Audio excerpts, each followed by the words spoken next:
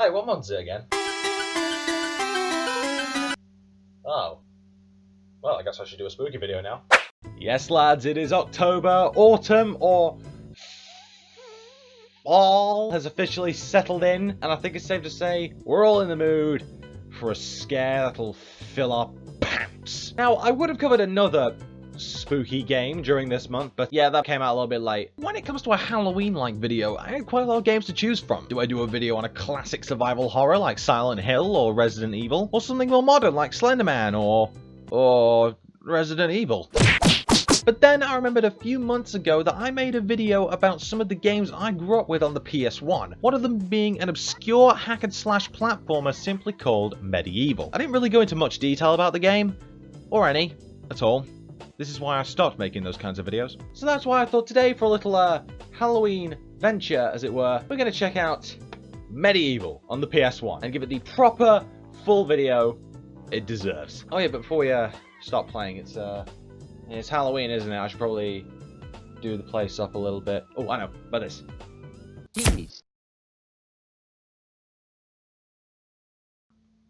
I didn't have a skeleton costume.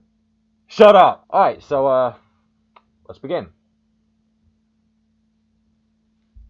The Kingdom of Gallowmere remembers the story of legendary hero Sir Daniel Fortescue. It all started with Zarok, the king's advisor, magician and jester, who ended up getting himself banished for dabbling in necromancy, because why not? How else would you spend your free time? Zarok soon returned with an army of the dead in an attempt to take over the kingdom, and he would have succeeded if it wasn't for the courage of one Sir Daniel Fortescue, who led an army against Zarok and managed to defeat him before dying of his own injuries. Since then, stories and legends have been written about Sir Dan and his adventures, and he's hailed as the face of all of the legendary heroes of Gallowmere.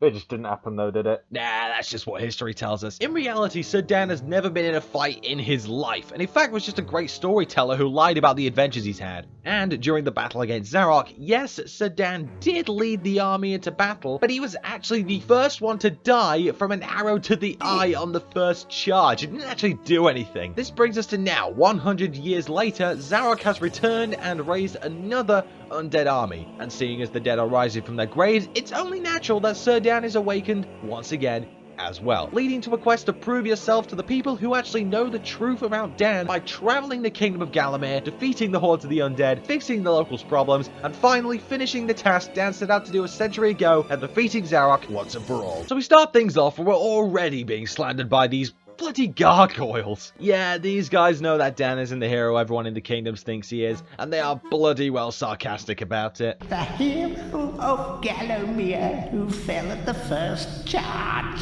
Right, listen here, Buster, I may have died on the first charge, but you quite literally don't have a leg to stand on! Yeah, you're gonna experience this a lot, from both angles actually. There's gonna be people who have heard of Sir Dan through the legends who will just, to put it in simple terms, kiss his ass. And then there'll be the people who actually knew Dan from the battle against Zarok in the Hall of Heroes who will just banter at Dan's expense and complain about how he's the one who gets a second chance at Zarok while they're all there confined as statues. But yeah, we'll go further into their significance later. Keep your jawline on. Dan didn't listen. When it comes to the gameplay of this game, what you see is what you get. You run, you jump, you kill things. You start off with a rusty old sword and a few throwing daggers, but as you progress through the game, you'll slowly but surely get your hands on more powerful weapons like longbows, spears, hammers, and of course, Magic swords!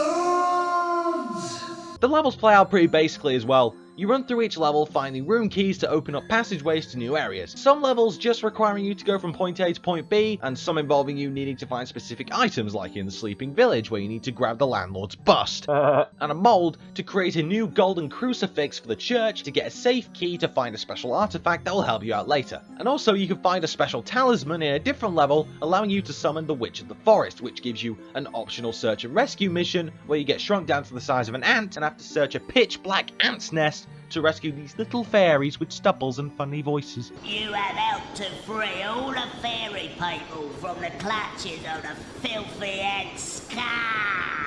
You know what? That goes for most of the voices in this game as well. This game really doesn't take itself seriously, and that's blatantly obvious with half the voices some of these characters have. And it's just the amount of goofiness and charm which is in each character, which probably makes this some of my favourite voice acting, not just on the PS1, but of all time. And that's not even sarcastic.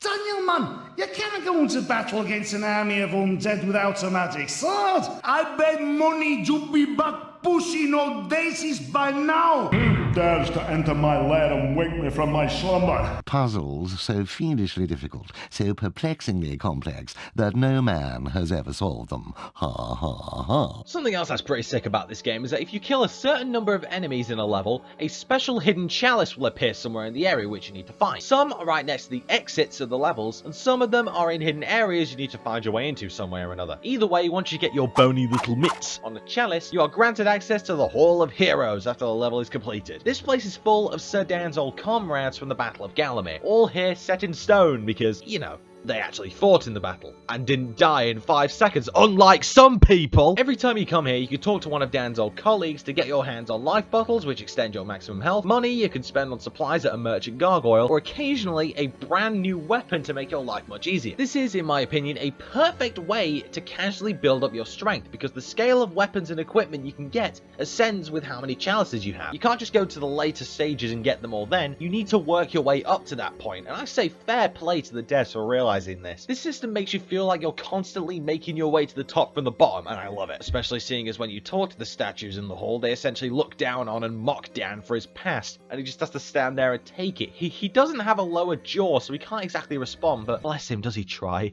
Not that there's anything clever about shooting someone in the eye, sir. You know what else is really cool about this game? The music. This game is probably one of my favourite soundtracks on the PS1. I mean, it's got the even mixture of it being dark, atmospheric, epic, adventurous, and maybe even a little bit creepy. And the fact that it was all synthesized. There is no orchestra involved, even though it may sound like it. All of this put together makes this probably one of my favorite PS1 soundtracks of all time. Have a listen to some of these tracks.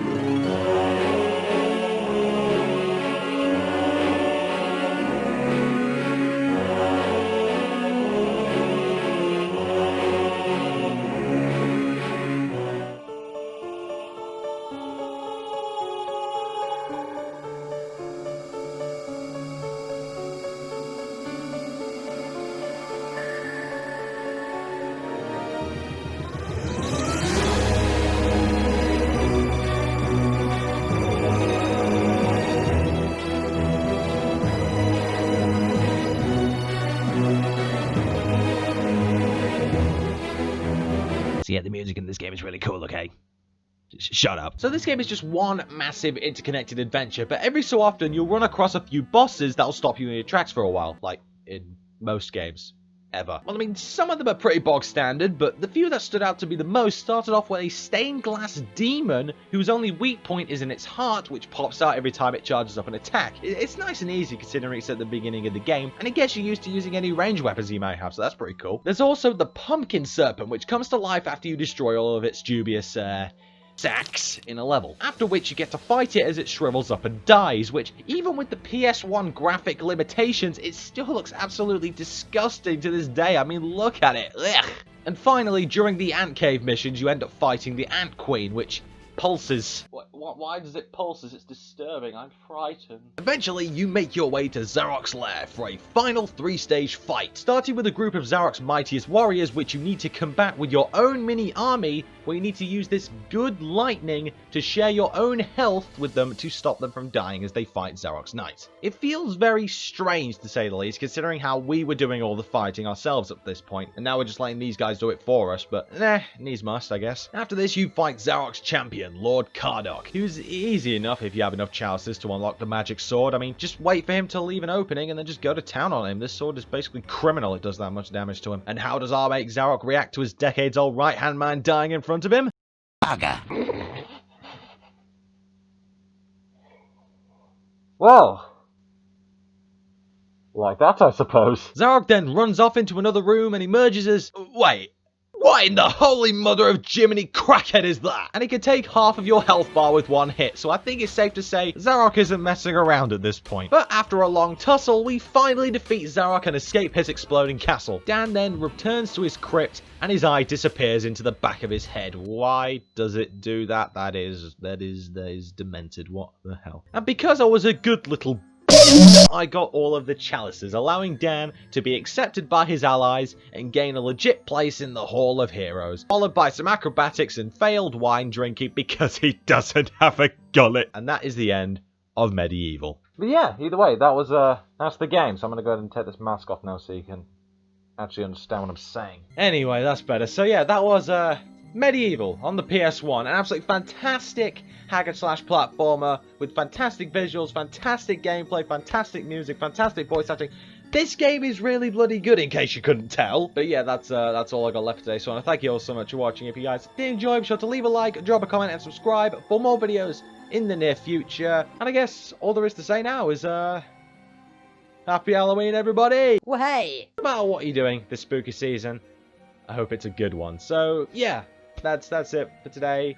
Thank you all so much for watching. I'll see you all in the next video of mine. Happy Halloween, everybody! And take care.